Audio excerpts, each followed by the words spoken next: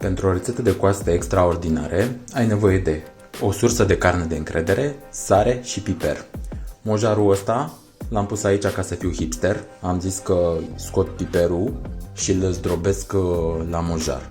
Doar că e mult mai simplu să rășinesc din asta și așa că pe ăsta o să le iau de aici. Bun, cum pregătim coastele? Această membrană ține carnea la un loc și protejează organele interne ale porcului de oasele astea. Așa avem și noi la om, așa are și săracul porc. Metoda pe care o folosesc este cu un cuțit de bucătărie. Fac o incizie mică în spațiul dintre coaste, iar apoi cea mai bună unealtă pe care o are omul, tom de gețel, bam, bam, bam, bam, bam, și așa. Iar ca să poți să tragi efectiv așa, sau dacă nu, te folosești de un șervețel. După ce am terminat să mă lupt cu coastele astea, urmează epifania acestei rețete, și anume, de ce să pun doar sare și piper? Dacă aș pune multe condimente, și credeți-mă, am făcut-o, ca în videoclipul ăsta. Un update, băieții, cum arată coastele după câteva ore. Să-mi ziceți dacă vă place sau nu. Asta e important, că degustator cum nu apucați. Sau doar cu sare și piper, ca în videoclipul ăsta.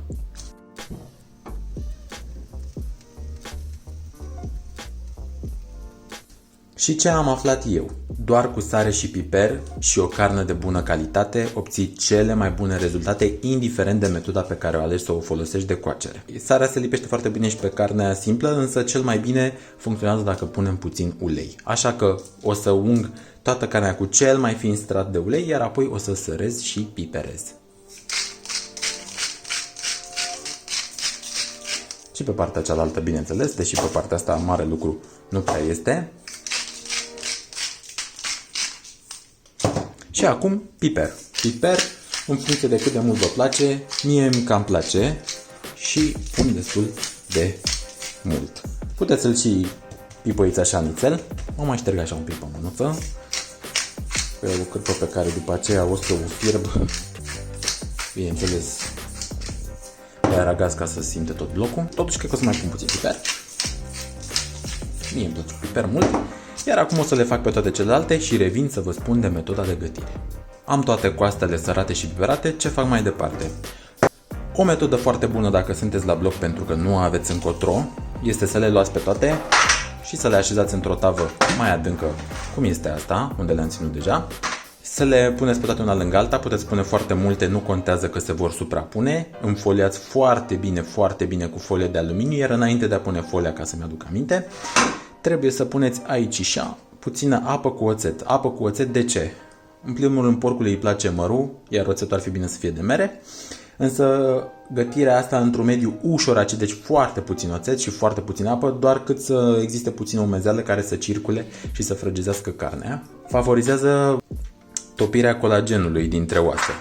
Cât îl ținem la cuptor? În funcție de preferințe și de dorințe, însă cele mai bune rezultate sunt obținute la 150 de grade, 3 ore, iar apoi dată jos folia, mărită temperatura pentru a rumeni suprafața. Eu, pentru că am această posibilitate, o să merg și o să le afum la cald într-un smoker de tip american, adică afumătoare, însă le voi afuma la cald, iar apoi le voi termina în cuptor.